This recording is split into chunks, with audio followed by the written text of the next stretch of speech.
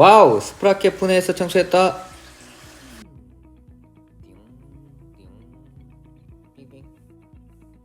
안녕하세요. 덕스바이크의 덕스비입니다. 오늘은 스프라켓 분해 및 청소에 대해 알아보겠습니다. 그럼 스프라켓 분리를 해보겠습니다. 스프라켓 분리를 위해 필요한 공구를 알아보겠습니다. 체인이 달려있는 스프라켓 홀더, 카세트 리무버와 스패너 또는 렌치가 필요합니다. 카세트 리무버는 이렇게 중간에 중심축이 있는 것을 구매해 주십시오. 중심축이 없으면 힘을 줄 때 빠지는 경우가 많습니다. 그럼 스프라켓을 분리해 보겠습니다. 우선 타이어를 분리해 주십시오. 타이어 분리는 위에 링크를 참고해 주세요. 먼저 스프라켓 홀더에 체인을 걸어 줍니다. 본인의 왼손에 스프라켓 홀더를 잡습니다. 그리고 카세트 리무버를 설치해 줍니다. 스패너는 간격을 조절해서 이렇게 물려주시고 렌치는 이 부분을 체결해 사용해 주시면 됩니다. 처음 분리하시는 경우 생각보다 잘 빠지지 않고 큰 힘이 필요합니다. 여기 랑링 부분에 WD-40을 뿌려서 윤활제가 스며들도록 조금 기다려줍니다. 스프라켓 분리에서 가장 중요한 것은 힘을 효과적으로 전달할 수 있는 자세를 잡아주는 것입니다. 이렇게 10시 10분 정도로 아래로 힘을 주어 밀어보겠습니다. 만약 이렇게 해도 잘 안되는 경우는 지렛대 원리를 이용합니다. 이렇게 힘을 딱 주시면 랑링이 돌아갑니다. 랑링을 풀어 분리를 해주시면 됩니다.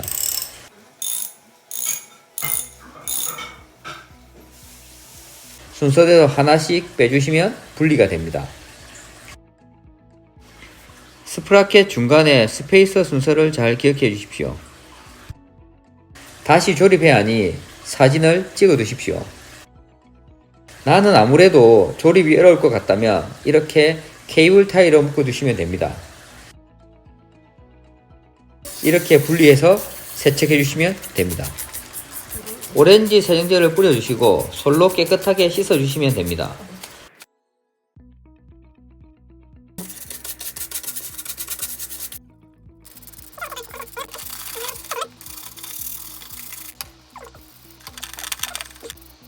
분해해서 청소를 해주니 확실히 청소하기도 쉽고 깨끗하게 할 수 있습니다.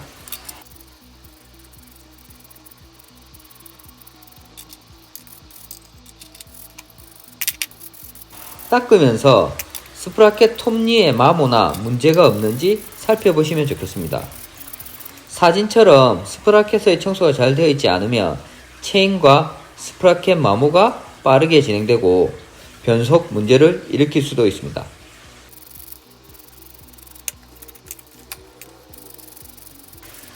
분리해서 청소를 하니 더 세밀하고 깨끗하게 할 수 있습니다.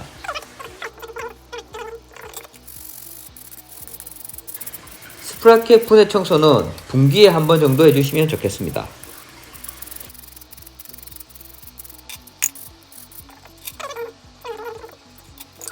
물로 헹궈 주시고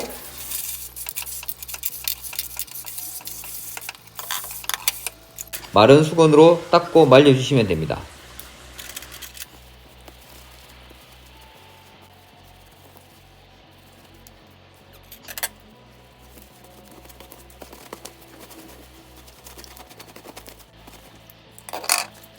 A few moments later.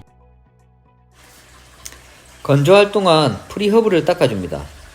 프리허브 정비는 다음 영상에서 찍어보겠습니다. 그럼 다시 조립을 해보겠습니다. 우선 프리허브에 그리스를 발라줍니다. 그리고 순서에 맞춰서 조립을 해주시면 됩니다. 그룹 글자 표시가 위쪽으로 오도록 해주시고 좀 전에 찍어둔 사진을 참고해서 조립을 하시면 됩니다. 여기 보시면 홈의 크기가 좀 다 다르게 되어 있습니다. 홈이 가장 큰 쪽을 기준으로 하나씩 조립해 주시면 됩니다. 이렇게 순서대로 조립을 하시고 랑링을 체결해 주시면 됩니다. 랑링에도 다음 분해를 위해 그리스를 발라주겠습니다. 여기 커브에 보시면 토크 값이 적혀 있습니다. 토크 렌치가 있는 분들은 맞춰서 체결해 주시고 없는 분들은 어느 정도 타이트하게 체결해 주시면 되겠습니다. 스프라켓 조립이 완료되었습니다. 여기서 스프라켓에 대해 좀 더 알아보겠습니다. 우선 스프라켓의 역할은 뭘까요? 스프라켓은 페달링의 동력을 체인에 전달해 뒷바퀴를 회전시켜 자전거를 앞으로 나가게 하는 중요한 구동장치입니다. 12단 스프라켓의 구조는 락링과 12개의 코그 그리고 스페이서로 구성됩니다. 보통 자전거가 몇 단인가요? 하는 질문은 스프라켓의 개수를 말합니다.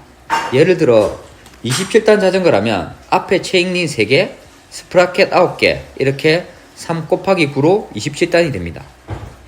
저의 트랙 MTB는 12단인데 앞에 싱글 체인링 1개와 뒤에 스프라켓 12개로 12단입니다. 스프라켓에 보시면 11T, 32T 숫자가 적혀 있는데 T는 영어 티스, 이빨에서 온 말입니다. 이렇게 이빨, 톱니 개수가 11T의 경우 11개입니다. 그리고 제일 큰 스프라켓에서 시작해서 1단, 2단, 3단, 4단, 5단, 6단, 7단, 8단, 9단, 10단, 11, 12단으로 12단이 제일 작은 스프라켓입니다. 드레일러를 보면 H와 L 표시가 있습니다. 한계 조절 나사로 L이 로우로 저단이고 가장 큰 스프라켓 방향입니다. H가 하이로 고단으로 가장 작은 스프라켓 쪽입니다. 그럼 스프라켓의 수명은 어떻게 될까요? 보통 체인을 3번 정도 교체할 때 한 번 교체하라고 합니다.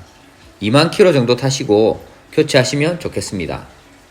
하지만 거리에 관계없이 이런 증상이 나타나면 스프라켓을 점검하고 교체해야 합니다.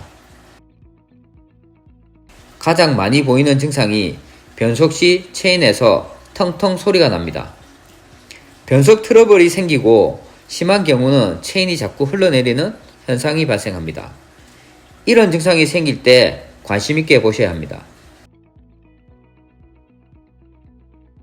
그리고 육안으로 봤을 때 마모가 많이 진행되어 톱니 모양이 뾰족하게 변형된 경우 교체를 해주셔야 합니다. 특정 단수를 계속해서 쓰면 그 부분의 마모가 빠르게 진행됩니다. 다행히 스프라켓을 개별로 판매하고 있으니 필요한 스프라켓 단수만 구매하는 것도 가능합니다. 자전거 라이딩을 하실 때 변속을 자주 해주셔서 고르게 스프라켓을 사용하는 것도 좋은 방법입니다. 너무 고단만 계속해서 사용하시며 무릎에 좋지 않으며 페달을 세게 밟는 토크형보다는 꾸준하게 계속 속도를 유지하는 케이던스 스타일로 타시는 걸 추천드립니다. 스프라켓 업그레이드에 대해 알아보겠습니다. 보통 자전거 업그레이드라고 하면 스프라켓 단수를 올려서 주행 성능을 향상시키는 경우가 많습니다. 스프라켓은 제조사별로 크기, 모양, 폭의 차이가 있습니다. 본인의 자전거의 스프라켓, 프리허브, 드레일러, 체인 등을 고려해서 반드시 호환 가능한 모델을 선택하셔야 합니다. 자주 묻는 질문이 7단인데 8단으로 갈 수 있는지, 9단인데 12단으로 가능한지 라는 질문을 많이 합니다. 구동계 업그레이드에서 고려할 부분이 많고 구동계 전체를 변경해야 하는 경우가 많습니다. 업그레이드 시 고려할 부분은 스프라켓, 프리허브, 드레일러, 체인, 변속기 레버까지 구동계 전체에 영향이 있다는 걸 알고 시작하셔야 합니다. 그리고 보시는 것처럼 로드형과 MTB만 봐도 스프라켓 모양과 폭의 차이가 큽니다.